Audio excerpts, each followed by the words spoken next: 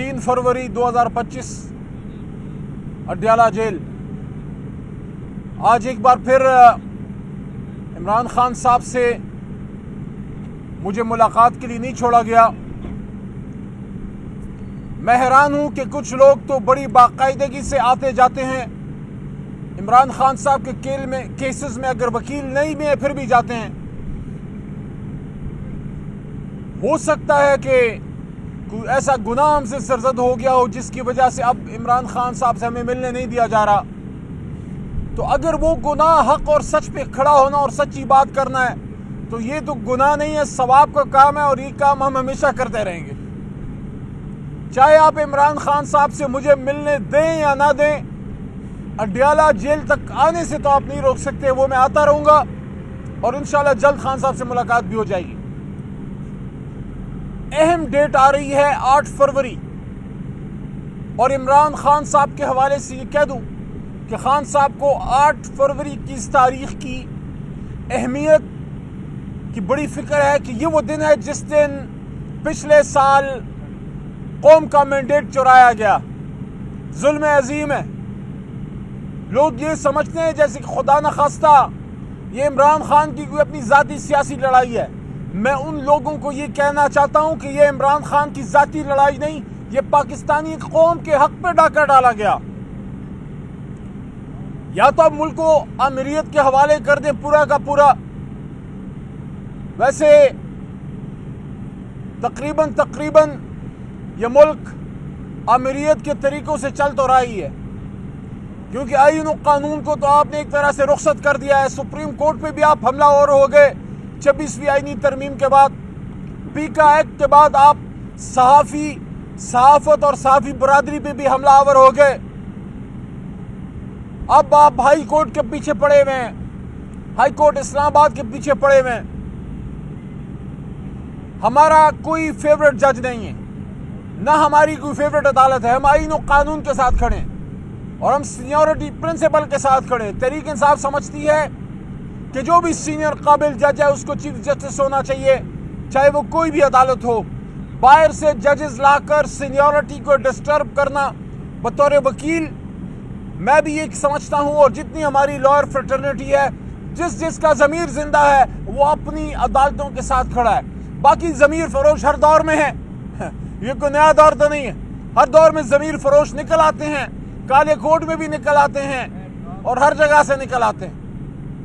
लेकिन जो काले कोट की अहमियत से वाकिफ है, जो वकीला अपने काले कोट पे फख्र करते हैं और इस बात पे भी फख्र करते हैं कि पाकिस्तान को काले कोट वाले ने बनाया था, वो सब इस वक्त अपनी जुडिशरी के साथ, आईन और कानून की हुक्मरानी के साथ, रूल ऑफ लॉ के साथ खड़े हैं। और इमरान खान साहब की जदोजहद ही रूल ऑफ लॉ की है। इसलिए 8 फरवरी को पूरे पाकिस्तान में निकलना है। सवाबी में जलसा रखा है खान साहब ने। बाकी जहां जो लोग जिन्हें जलसे में नहीं आना, साउथ पंजाब में या सिंध में जिधर भी आप हैं, अगर आपके हल्के में डाका पड़ा है, आपका हक है, आपका फर्ज है कि आप एक पुरअमन तरीके से अपने प्रेस क्लब्स में जाके, चाहे आप कराची में हैं, हैदराबाद में हैं, जहां भी हैं, बलोचिस्तान में हैं, अगर आप समझते हैं कि आपका मैंडेट चुराया गया है तो फिर आपने खामोश नहीं बैठना, आपने फिर पुरअमन तौर पर एहतजाज करना, ये आपका आईनी कानूनी हक है। दूसरी बात, ये जो इमरान खान साहब को आपने अंदर रखा हुआ है, ये जो आप जुल्म कर रहे हैं, आप क्या समझते हैं आपसे जवाब नहीं लिया जाएगा? आप क्या समझते हैं कि क्या इमरान खान अकेला है? अपने मुल्क में तो आपने जुल्म के पहाड़ तोड़े हैं, लेकिन आपने देखा नहीं है पूरी दुनिया में किस तरह पाकिस्तानी निकल रहे हैं, किस तरह वो इजहारी यकजहती कर रहे हैं हमारी इस तहरीक के साथ। इंशाल्लाह हम पुरुमीद हैं, इंशाल्लाह हम पुरुमीद हैं कि इमरान खान साहब वापस निकलेंगे। हमारे वर्कर्स के साथ जो ज्यादती हुई है उसका मुदावा होगा। जो 26 नवंबर की रात हुआ इस्लामाबाद में, उस पर जुडिशल कमीशन अगर हम मांगते हैं तो ये तो जिम्मेदारी हमसे ज्यादा मियां शहबाज शरीफ साहब की बनती है। आप एक सियासी आदमी हैं, एक सियासतदान सियासी मैदान में मुकाबला करता है, लेकिन वो कभी भी नहीं चाहता कि उसके हाथों पे मुखालफों का खून हो। तो अगर आपका इसमें हाथ नहीं है शहबाज शरीफ साहब, تو پارلیمنٹ کے فلور پہ بھی میں کہتا ہوں، پارلیمنٹ کے باہر بھی میں نے بارہا کہا، میڈیا پہ بھی کہا، اور آج اڈیالہ جیل کے باہر بھی کہہ رہا ہوں کہ ہم نہیں، عمران خان نہیں، تحریک انصاف نہیں، شہباز شریف صاحب آپ کو یہ فیصلہ کرنا ہوگا، آپ کو کرنا چاہیے کہ اگر آپ بے گناہ ہیں اور آپ کا ہاتھ 26 نومبر کی رات جو لوگ شہید ہوئے ان کے خون سے رنگین نہیں ہے، تو پھر آپ کو خود جوڈیشل کمیشن بنانا چاہیے۔ آپ کو خود یہ کہنا چاہیے کہ جس بھی فورم سے آپ نے تحقیقات کرانی ہے، میں بطور وزیر اعظم پاکستان اس کا اعلان کرتا ہوں، کیونکہ میں سیاسی آدمی ہوں، میں لوگوں کو مارتا مورتا نہیں ہوں۔ لیکن اگر آپ جوڈیشل کمیشن سے بھاگیں گے، آپ تحقیقات سے بھاگیں گے، تو پھر قوم یہ سوچنے پہ مجبور ہو جائے گی کہ یہ جو 26 نومبر کی رات ہوا اس میں پھر آپ کا ہی ہاتھ تھا۔ تو عمران خان صاحب نے، ہماری مذاکراتی کمیٹی نے، تحریک انصاف نے مذاکرات میں جو جوڈیشل کمیشن کی بات کی ہے 26 نومبر کی اور 9 مئی کی، وہ اسی لیے ہے کہ یہ چیزیں صاف ہو جائیں، قوم کے سامنے سچ آ جائے، کیونکہ اس وقت قوم پریشان بھی ہے، مایوسی کا بھی شکار ہے، اور تاریخ میں پہلی بار قوم میں اور اداروں میں جو فاصلہ نظر آ رہا ہے، جو لوگ ناراض ہیں، جو ایک بہت بڑا گیپ پیدا ہو گیا ہے، ملک کے لیے بہتر نہیں ہے، ملک کو ہر طرح کی دہشت گردی کا سامنا ہے۔ یہ جو ابھی 2 دن پہلے بلوچستان میں ہوا، جو ہمارے جوان شہید ہوئے، ہمارا دل سب کا اس پہ دکھی ہے۔ یہ جنازہ صرف اس کا نہیں اٹھا جس کے گھر اس جوان کی شہادت گئی ہے، وہ ہر پاکستانی کے گھر سے یہ جنازہ اٹھا ہے، کیونکہ ہمارے دل پاکستان کی حفاظت کرنے والے، جو بھی پاکستان کے لیے جان دیتا ہے، ہم سمجھتے ہیں کہ ہم سب نے ان کے ساتھ کھڑا ہونا ہے۔